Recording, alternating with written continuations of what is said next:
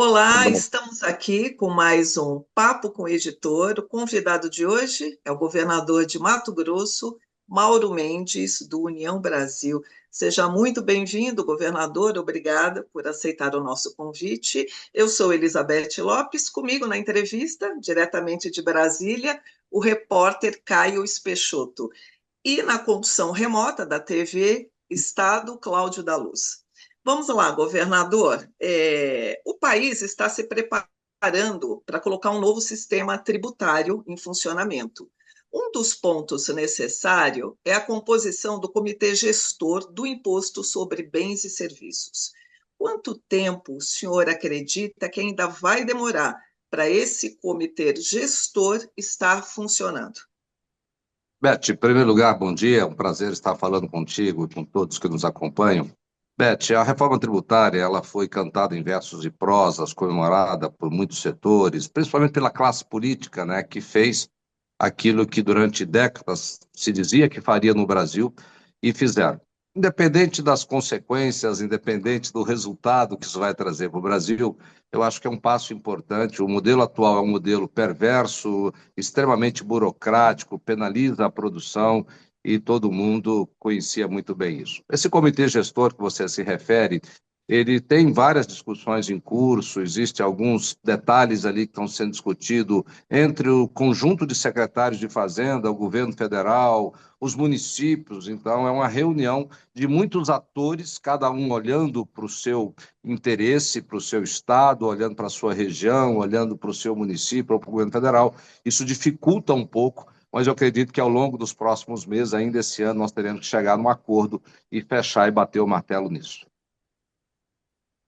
O senhor acha que, pelo que o senhor está dizendo, não tem chance de faltar tempo hábil para ainda esse ano regulamentar a unificação de ISS com o CMS por parte do comitê? Eu acredito que não, Caio. Não tem mais jeito, né? Esse passo já foi dado, a Constituição foi aprovada, a regulamentação, então agora é implementar aquelas alterações. Existe, na minha opinião, um foco de interesse muito grande nesse comitê gestor, e ele não é, ao meu ponto de vista, o ponto mais nevrálgico, mais delicado dessa reforma. Eu vejo que nós temos outros pontos, né, e o principal deles, na minha opinião, é as consequências práticas dessa reforma a partir de 2033, quando nós vamos desonerar completamente toda a cadeia, não é o exportador, é toda a cadeia de exportação no Brasil, não vai pagar nada de imposto. Nós, de largada, já vamos sair com o IVA mais caro do mundo. Vamos ser o país que vai ter mais este número negativo, mais este recorde negativo de ter o imposto sobre consumo mais caro do mundo. Se nós estamos desonerando, deixando de pagar grandes setores como o agro, como o setor de mineração, como outros que exportam, não só o exportador, repito, mas toda a cadeia, do começo ao final, não vai pagar nada. Então alguém vai ter que pagar mais quando esse imposto estiver vigorando. E, O senhor governador, acharia. Desculpa, Beck, só para eu manter um pouco nesse tema, porque isso é uma coisa que eu achei interessante. O senhor é de um estado que vai ser, de certa, tem uma classe produtiva que vai ser beneficiada por essa desoneração relacionada à agropecuária e relacionada à exportação. Você acha que foi exagerado esse benefício? Olha, Caio, embora o agronegócio mato-grossense, que o Mato Grosso é hoje o maior produtor do agro brasileiro, o agronegócio ele é muito relevante em todo o país e esse agronegócio brasileiro, pela sua competência e capacidade, ele é muito exportador. E como agora a tributação ela vai acontecer só no destino, nas exportações nós teremos toda a cadeia isenta. Se toda a cadeia é isenta e nós temos uma forte presença dessa atividade econômica no meu estado, nós somos um dos estados que mais teremos perdas. Essas perdas, elas existe um fundo de compensação que não compensa 100% e tira do estado que tem muita demanda por infraestrutura, por crescimento, né, de vários setores, a capacidade de continuar performando bem como nós estamos fazendo nos últimos anos. Então, é sim uma preocupação para nós, mas eu vejo, Caio, que deveria ser uma preocupação para todos nós brasileiros, porque não é só o Mato Grosso que tem muita exportação. Tem outros estados também, o próprio governo federal vai ter uma perda de receita com esta, e está se apostando muito no crescimento dessa economia. Com tantos problemas que o Brasil coleciona, eu não sei se isso vai acontecer. Então, era justamente Mas o essa senhor questão. acha que Você acha que será mais um calcanhar de Aquiles? Como compensar? E dentro desse, né, desse cenário, como se vê, assim, com a entrada do Trump, essa guerra, né, querendo taxar todos os produtos, isso vai complicar ainda mais? Como é que se vê o cenário aqui a médio prazo, por exemplo? A Bom, curto e médio prazo. a médio prazo, Beth, o Trump não estará mais, porque são apenas 4 anos e ele não pode, pela Constituição americana, ir para uma reeleição, a não ser que eles mudem isso por lá também, o que aparentemente não é algo, né, que possa ser considerado a priori. O Trump, ele chegou, ligou a metralhadora, está atirando para todo lado, para cima de todo mundo. Ele é um grande jogador, um grande empresário, é o presidente da maior economia do planeta. Ele cria confusões com a América Latina, cria confusões com a Europa, com os chineses, mas ao final ele vai negociar. Então é ledo engano nós acharmos que essa briga, entre aspas, da China com os Estados Unidos, ou dos Estados Unidos com a China, melhor dizendo, isso possa ser bom para o Brasil e para nossas exportações. Não acredito nisso. A China precisa muito dos Estados Unidos, os Estados Unidos precisa muito da China.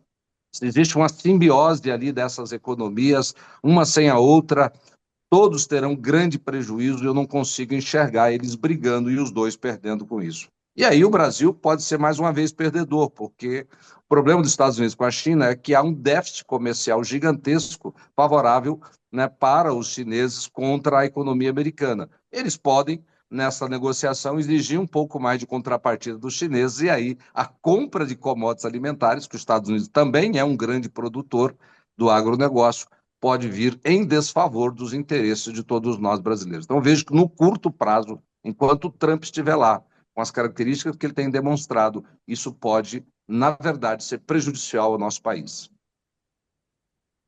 o governador, para não perder o gancho da reforma tributária, e da minha parte, pelo menos é a última pergunta que eu vou fazer sobre esse assunto, o senhor mencionou que é prejudicial ao Mato Grosso essa isenção ao agronegócio e à cadeia de exportação, porque vai perder bastante arrecadação e o fundo não vai ser suficiente para compensar tudo. Pelo que o senhor está dizendo, o senhor acredita que o agronegócio teria condição de absorver o imposto da forma sem esse benefício? Olha, Caio, hoje como é que funciona? O exportador, na hora da exportação, ele não paga o ICMS. Entretanto, o óleo diesel que se usa em todo o agronegócio mato-grossense e brasileiro paga ICMS. O pneu que ele compra paga ICMS. As peças de reposição pagam ICMS. A energia elétrica que ele utiliza nas unidades produtivas paga ICMS. Portanto, existe uma contribuição de toda a cadeia na qual o agronegócio brasileiro e mato-grossense está inserido, com os impostos que fazem frente aos serviços públicos que nós prestamos. Como é que nós vamos pagar o salário do policial, dos médicos, dos professores? A máquina pública brasileira não vai diminuir o seu custo em função dessa reforma. Aliás, a máquina pública brasileira cada dia custa mais, pesa mais, e não vi até agora nenhum movimento claro, consistente, para mudar essa realidade. Isso vai quebrar o país em algum momento. Governador, os estados estão avaliando o texto do programa para estados endividados, o PROPAG, para eles colocarem as contas em dia. O programa beneficia os superendividados, mas também tem um fundo de equalização, destinado principalmente aos menos endividados. Mas este fundo só vai ser viável se todos os estados participarem, e aí a reclamação dos mais endividados. O senhor acredita em um acordo em torno deste fundo? Acredita que vai haver um desestímulo a manter as contas em dia? Como é que está aí esse acordo entre os governadores? Olha, Beth, é um assunto delicado. O Estado de Mato Grosso, há poucos dias, foi publicado num grande veículo nacional a lista do endividamento de todos os estados brasileiros. O Mato Grosso apareceu em último lugar com a menor dívida líquida. Aliás, apareceu com saldo positivo. Se nós pegarmos no final do ano o que nós devemos e o que nós tínhamos em caixa, fica positivo. Nós temos a menor dívida líquida entre todos os estados brasileiros.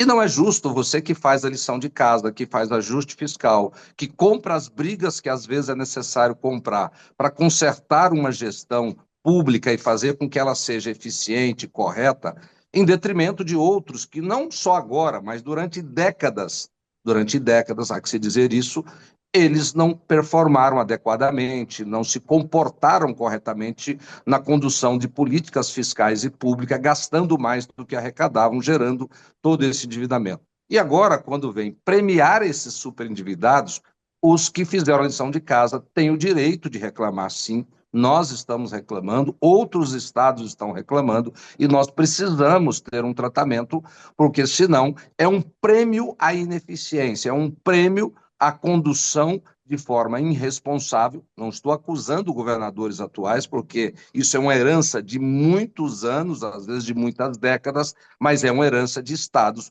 que tiveram políticos que não conduziram com clareza, com responsabilidade, a sua política fiscal, gerando essas dívidas que, de alguma forma, precisam ser tratadas.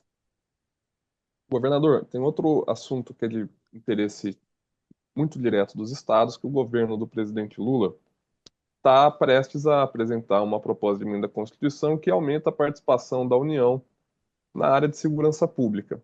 Vários governadores se demonstraram insatisfação com essa discussão porque, segundo essa linha de raciocínio, essa proposta invadiria a competência dos estados.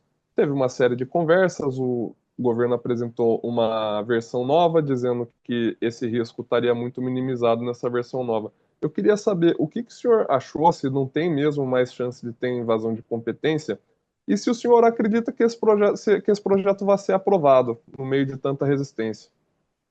Olha, Caio, esse tema da segurança pública é um tema sério, grave. As facções criminosas, elas crescem em todo o país, já dominou algumas cidades, alguns estados, e cresce assustadoramente em todas as médias, pequenas e grandes cidades brasileiras. O crime é organizado, eu chamo de facções criminosas, mas esse chamado crime organizado, enquanto isso o Estado bate cabeça. Enquanto isso, o Estado não se entende. Enquanto isso, o governo federal não tem uma política clara, objetiva.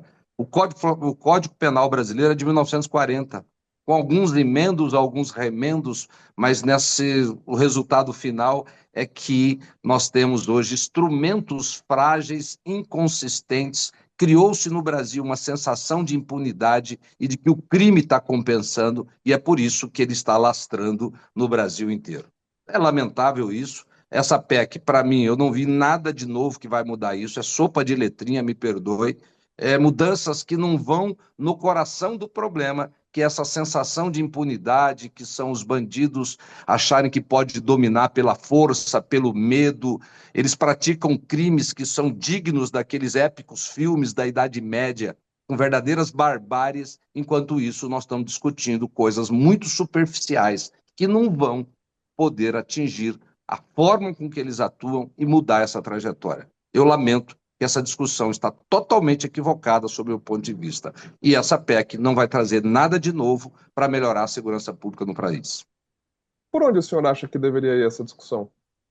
Olha, essa discussão ela tem que passar, na minha opinião, Caio, por uma reformulação completa do nosso sistema, né, penitenciário, passar por uma reforma completa da legislação. Nós temos que desestruturar a cadeia do crime. O bandido tem que voltar a ter medo do Estado, medo da pena. Hoje, você condena alguém por um crime, é tanta progressão, é tanta forma de colocar ele lá dentro, é como se estivesse dando uma pena, porque o Estado brasileiro, de uma maneira geral, ele foi muito incompetente ao longo dos anos para estruturar um sistema penitenciário decente. As facções criminosas nasceram dentro do sistema penitenciário brasileiro, se fortaleceram lá, só que hoje elas ganharam todas as periferias das cidades brasileiras, praticamente estão com presença, com células, expandindo essas facções criminosas. Então nós temos que reestruturar essa legislação, as pessoas precisam ter medo da pena, senão o medo e o respeito são dois sentimentos que o ser humano precisa ter e preservar. Os bandidos jamais tiveram respeito e perderam completamente o medo. Temos que ter penas duras e um sistema penitenciário que funcione. Eu posso dizer isso com a autoridade de quem, no nosso Mato Grosso, zerou o déficit penitenciário. Quando nós entramos lá, tinha 6 mil e poucas vagas e 11 mil presos. Era 2 para 1. Hoje nós temos 12 mil vagas e estamos lá com aproximadamente 12 mil presos, né, sobre o regime do Estado e pelo menos com um bom nível de dignidade já reconhecido pelo próprio Supremo Tribunal e pelo CNJ. Governador, vamos voltar a falar do agro, né? Um dos projetos mais importantes para o setor de agronegócio e para o Mato Grosso, estado que o senhor governa, é a Ferrogrão. Essa obra costuma ser criticada por alguns movimentos ambientalistas e tem pendências no judiciário. Isso tudo já é de conhecimento de todos e o senhor já defendeu a obra em público várias vezes. O senhor vê empenho, realmente o empenho do governo federal, do governo Lula, para destravar a Ferrogrão ou não? Não vejo, Beth.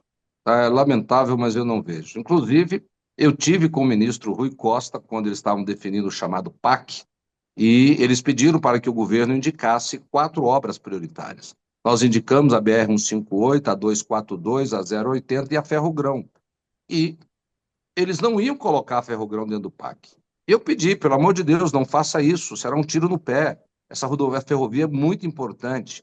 E aí, depois de alguns debates internos, parece que a área ambiental do governo era contra, mas aí colocaram. Mas de lá para cá, pouca coisa andou. Nós já estamos começando do meio para o final deste mandato do presidente Lula, e eu tenho que ser honesto e dizer que pouca coisa andou para que nós pudéssemos ter aí a viabilização por parte do governo federal de um processo de leilão, de concessão, de viabilização da construção dessa ferrovia. E quanto aos ambientalistas, Beth, que se dizem defensor do meio ambiente, é uma grande inconsistência os seus argumentos e absolutamente sem foco naquilo que é a proteção ambiental. Hoje passa milhares de carretas por dia queimando óleo diesel e jogando gás carbônico na atmosfera.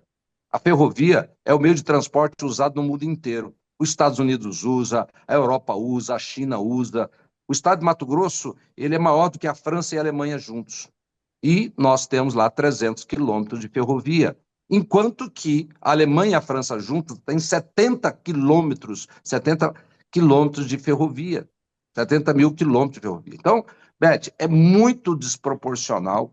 Nós precisamos destravar essa coisa que o Brasil é o país do não pode, não pode fazer ferrovia enquanto o mundo inteiro faz. Não pode explorar petróleo na costa marítima enquanto o mundo inteiro faz. Não, índio não pode trabalhar enquanto os índios americanos trabalham, são donos de cassino, no Canadá, em outras partes do planeta. E essas pessoas que defendem isso, na minha opinião, com todo respeito, elas estão defendendo o atraso do nosso país e estão defendendo outros interesses e não do meio ambiente. Porque preservar o meio ambiente eu quero e todos nós brasileiros queremos, mas não ao custo da miséria, do subdesenvolvimento e de não fazer aquilo que o mundo inteiro tem o direito de fazer, está fazendo e continua fazendo. Governador, na sua Governador, avaliação, qual seria a causa desta falta de empenho do governo Lula neste sentido? O que o senhor atribui essa demora, né? O governo diz que vai fazer, não faz?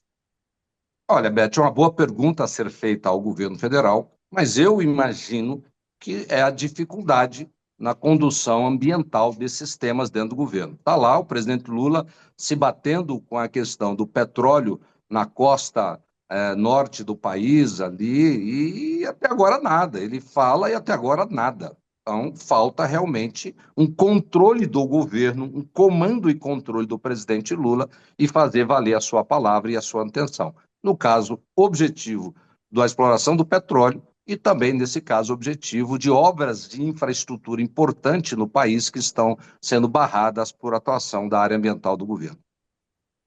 governador, o senhor acaba de mencionar que não vê empenho relacionado à Ferrogrão, vê problemas relacionados à gestão ambiental, tanto do governo federal, tanto relacionados ao Mato Grosso quanto relacionados a outros estados. No caso, o senhor mencionou o caso do Amapá.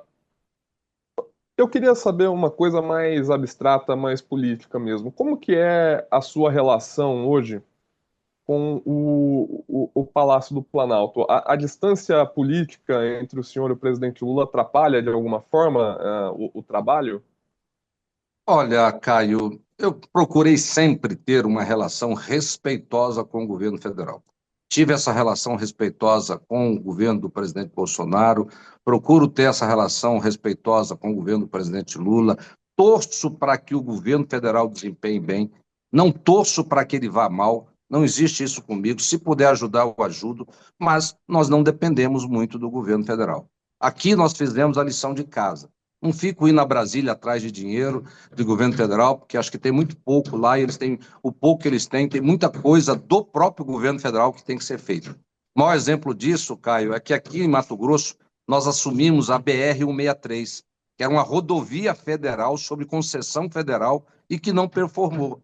Ficou anos e anos paralisado, assim como outras ainda continuam paralisadas no país. O governo de Mato Grosso foi lá, comprou da iniciativa privada, que não viabilizou, e já estamos em obra, já entregamos 100 quilômetros duplicados, já estamos com mais de 400 quilômetros contratados para serem executados ao longo desse ano e do próximo ano. Uma outra rodovia federal, a BR-174, também era federal, o governo federal não fazia, nós fomos lá e estadualizamos. Então, eu mantenho uma relação de respeito, torço para que dê certo, não critico desnecessariamente, não mexo com a vida de ninguém e foco aqui no meu estado, trabalhando e construindo aqui com as nossas competências, com a nossa energia, com os nossos recursos, a solução. Hoje o estado de Mato Grosso, Caio, tem o maior programa de infraestrutura sendo executado em todo o país. Nós vamos terminar agora esse ano com 6.000 quilômetros de rodovias asfaltadas nesse período que eu estou lá como governador, assim como pontes, ferrovia estadual, a primeira do Brasil,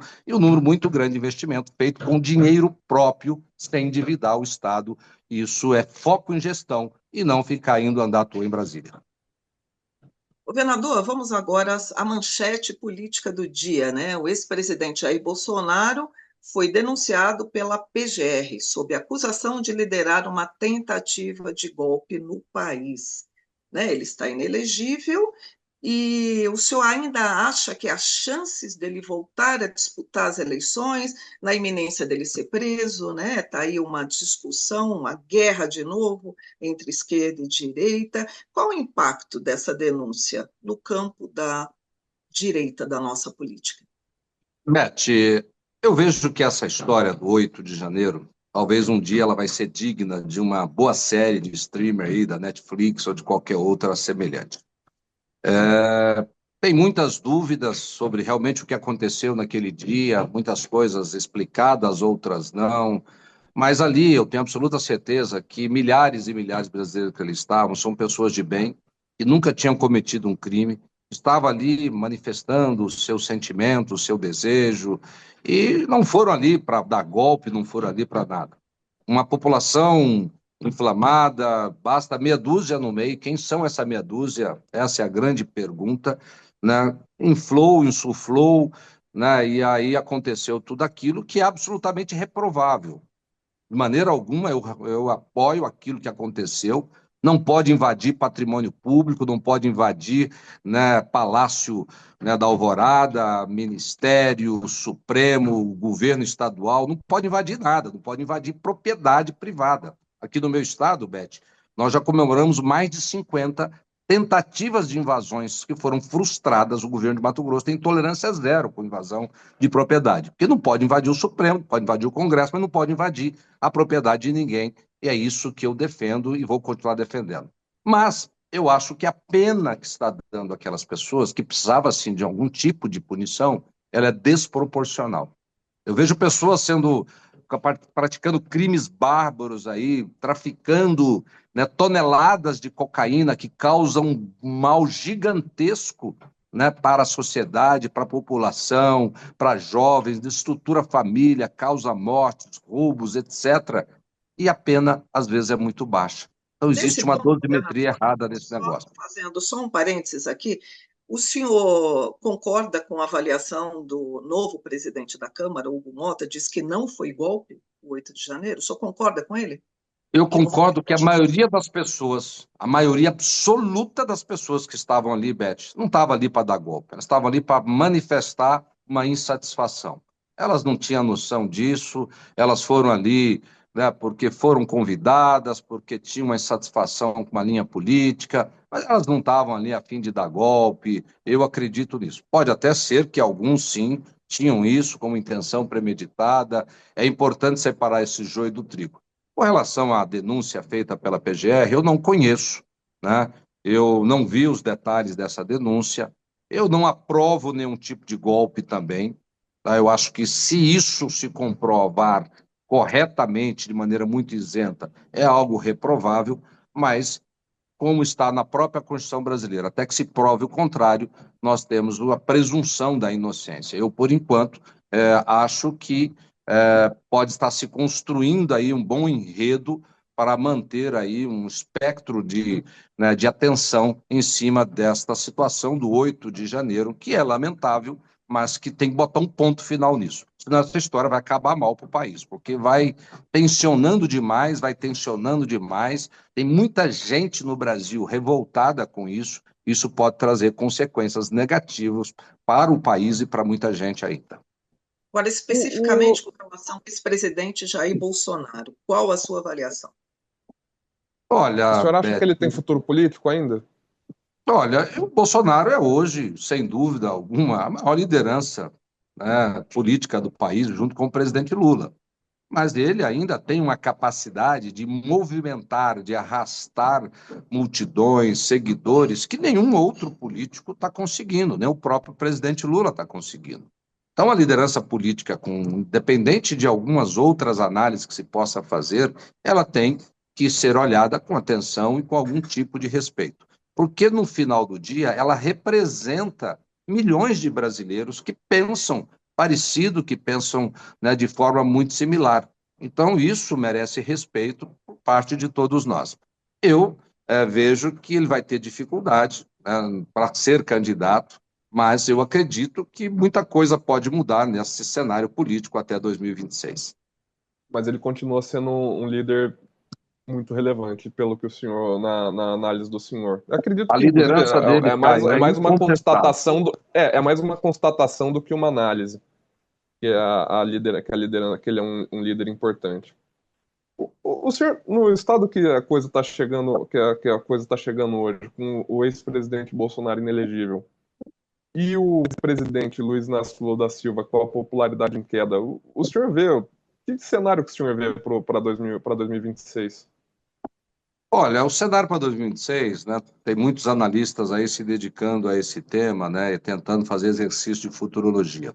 E às vezes as cartomantes acertam mais do que muitos aí, né, mas eu não quero aqui nem ser cartomante, nem fazer exercício de futurologia, mas está muito claro para qualquer um perceber que a esquerda tem dificuldade em ter um nome. O presidente Lula é o grande líder e talvez o único líder, né, reconhecido na esquerda brasileira. Os demais, eles vão para um patamar, né, muito inferior de conhecimento, popularidade, de afeto e de relação mais sólida com a população brasileira, ligado a esse segmento da esquerda.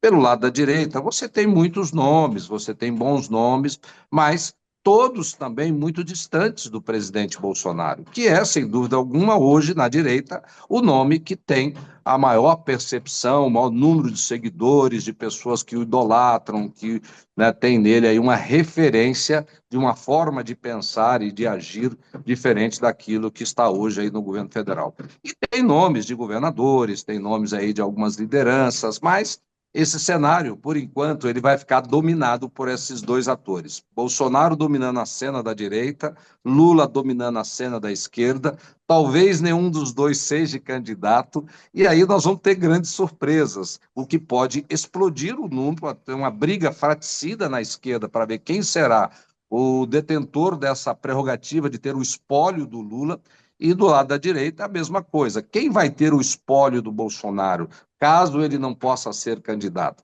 Pode ter uma briga também, muitos quererem isso, não ter um acordo, e aí vão ter uma enxurrada de candidatos e aquele que se viabilizar mais pode ir para um segundo turno. E eu espero, no fundo, Caio, que essa discussão em 2026 não seja em cima do nome A, B ou C, de Lula, de Bolsonaro, de qualquer outro nome. Seja em cima dos graves problemas desse país e como enfrentá-los. Como enfrentar o problema desses juros altos, da dívida pública brasileira que está em patamar astronômico. Eu falei, Caio, repito aqui, num evento esta semana, o brasileiro pagou ano passado 4 mega-sena de final de ano acumulado por dia de juros. Aquilo que o brasileiro sonha em ganhar no final do ano, que foi pouco mais de 600 milhões de reais na mega-sena da virada, o Brasil paga 4 vezes aquele prêmio por dia de juros. Isso vai ter problemas graves. O Brasil vai quebrar em breve se nós não encontrarmos uma solução para esse problema. E eu não vejo ninguém preocupado com isso, discutindo isso. Fico lembrando daquele filme do Titanic, que a água estava entrando já pelos porões e na primeira classe, na segunda classe, as pessoas dançando, tomando vinho, comendo, como se nada tivesse acontecendo. Tinha um pequeno balanço, isso não é nada não, de repente veio uma grande catástrofe. Pode acontecer com o Brasil o mesmo que aconteceu com a Argentina, porque nós não estamos enxergando os graves problemas. Da Previdência. Como é que nós vamos fazer com essa Previdência brasileira que ano após ano cresce o déficit? Vai chegar um momento que não vai ter dinheiro para pagar os nossos aposentados. Eu espero que esses temas e outros, como o da segurança pública, sejam o centro do debate e não apenas os nomes. E aí, nome por nome, ninguém está resolvendo os problemas nos últimos anos. Governador, o senhor falou algo interessante que os analistas corroboram, que é a polarização. O país vem nessa polarização, né, há alguns anos, e mesmo com esse cenário de Lula fragilizado, Bolsonaro denunciado pela PGR, os dois ainda são os maiores nomes aí na disputa para 2026. A gente não vê nenhum movimento, tem os outsiders, tem Pablo Marçal, falou-se até no Gustavo Lima, quer dizer, aparecem vários nomes. Neste emaranhado, como é que se ouve o Ronaldo Caiado, que é do seu partido, dizendo que quer ser candidato? O senhor acha que é um bom nome?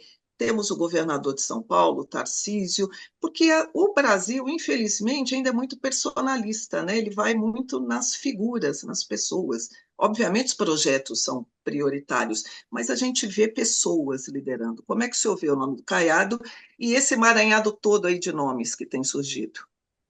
Beth, com todo respeito a todos os nomes, né, e acho que qualquer brasileiro que esteja afiliado a um partido político em dia com a justiça eleitoral, ele pode ser candidato a qualquer coisa.